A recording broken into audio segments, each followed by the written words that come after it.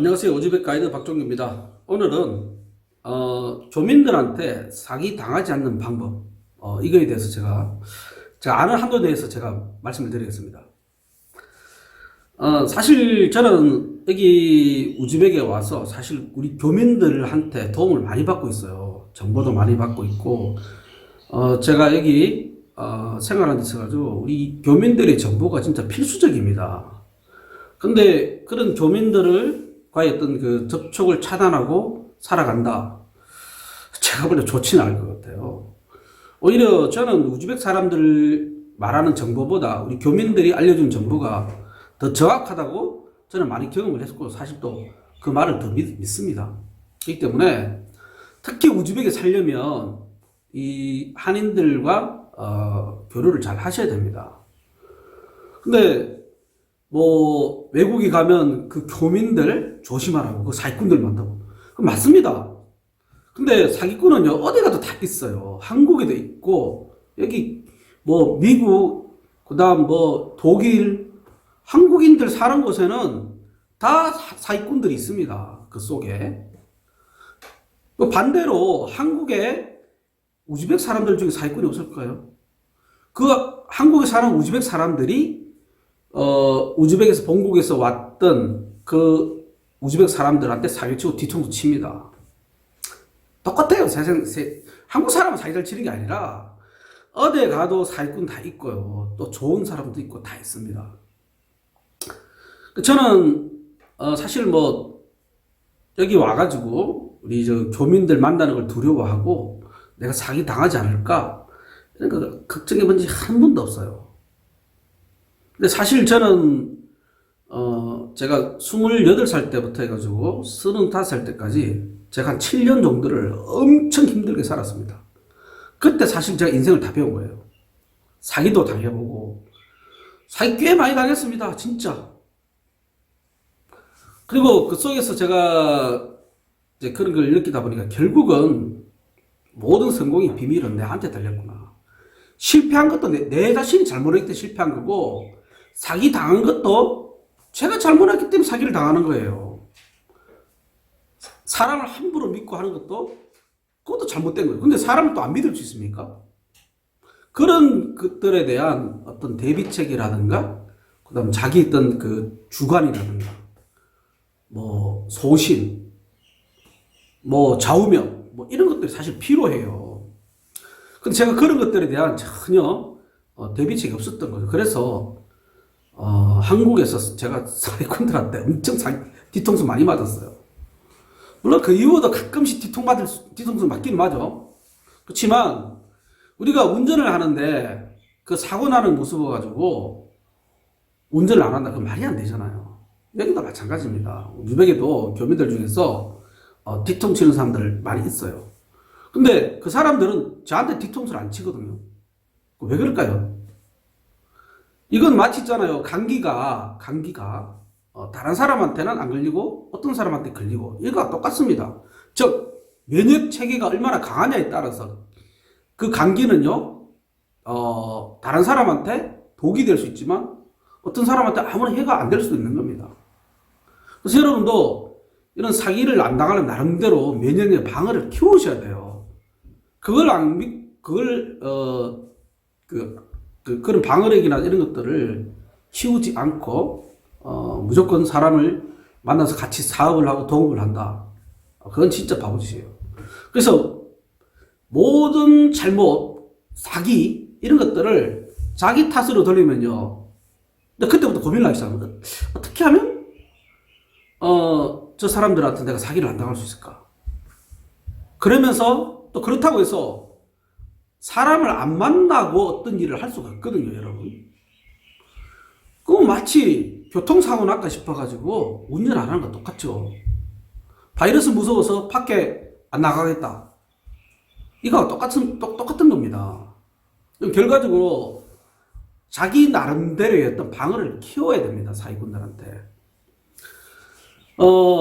제가 깨달은 결론은 뭐냐면 원칙대로 하면 된다는 겁니다. 원칙대로. 그리고 원칙대로 안 해주는 사람하고는 절대 어떤 사업을 하면 안 돼요. 그리고 또 하나는 그러니까 원칙대로 한다는 건 뭐 이거죠. 서류 만들어야 됩니다. 법적인 거 보호받을 수 있게 다 만들어야 돼요. 서로가 믿을 수 있게끔. 잘못됐을 때 서로가 그 법적인 절차에 의해서 깨끗하게 손을 털고 나올 수 있게끔. 그런 걸 서류를 만들고 같이 동업을 할 때 그런 것도 꼭 작성을 해야 됩니다. 그래서 법적 효력을 받게끔 다 만들고 그렇게 해야 돼요. 근데 그렇게 하는 걸 조금 껄끄러워하자면 내가 저 사람 못 믿나? 근데 저는 그래요. 아무리 친한 사람도 내가 돈을 빌려주면 각서 쓰라. 각서 쓰라고. 각서 쓰고 정말로 제대로 된 사람 같으면 그 사람이 상대방이 돈을 자기가 빌려갔을 때 그 상대방이 걱정 안 하도록 염려를 갖다가 안 하도록 해주는 게 그게 제대로 된 사람이에요. 근데 그런 걸 안 해준다 이러면 저는 그런 사람은 거래를 안 하는 거예요. 돈 안 빌려주면 그만이잖아요. 사업 안 하면 되고 대신에 뭐 술은 또 같이 한잔 할 수 있죠. 그래서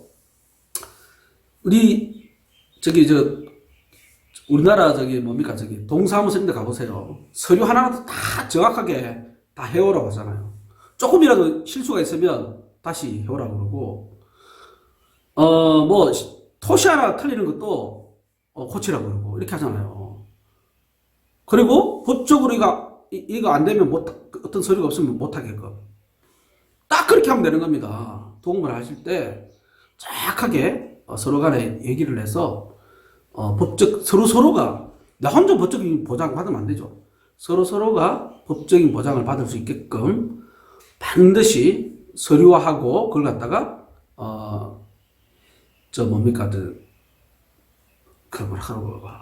공정 반드시 공정을 쓰고 법적으로 바로 처리할 수 있게끔 그렇게 명문화시켜서 하십시오. 그 정도 깐깐하게 하겠다고 하면 사기꾼들 잘 안 들립니다. 자, 그리고 사람을 평가하는 데 있어 가지고 제일 중요한 거는요. 그 사람의 경력입니다. 경력과 이력에 대해서 모르는 사람하고는 하지 마십시오. 그 사람의 과거를 밝히지 않는 사람하고 어떤 사업이라든가 이런 걸 도모를 하게 되면 항상 뒤통수를 당합니다.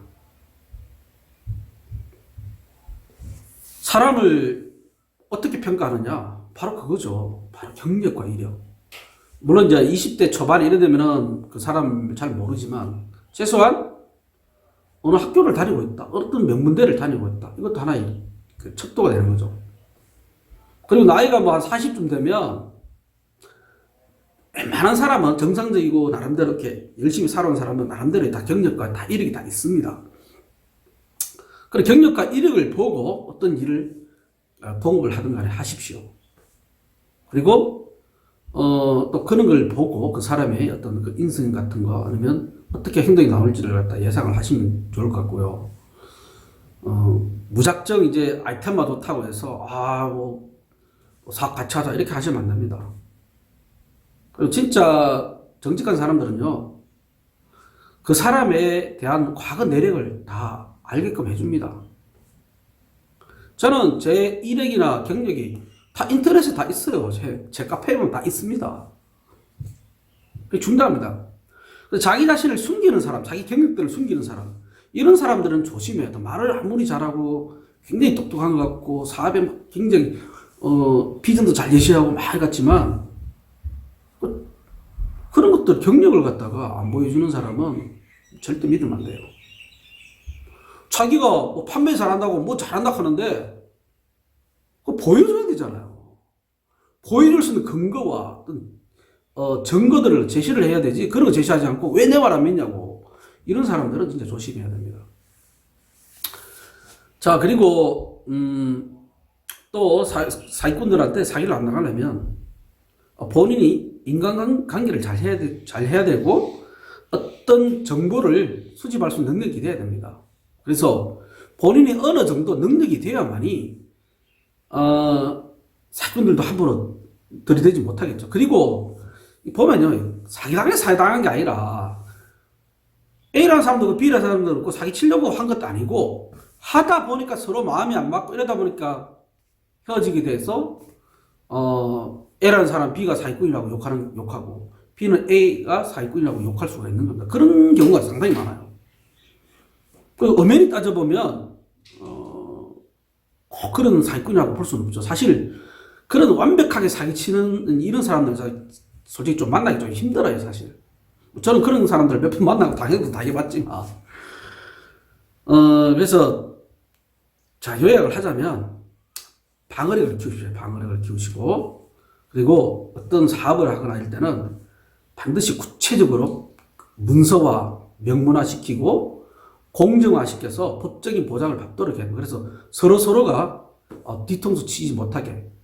그리고 구두로 한 얘기는요, 지나면요, 다 그냥 그게 내가 언제 그런 말 했냐 이렇게만 나옵니다.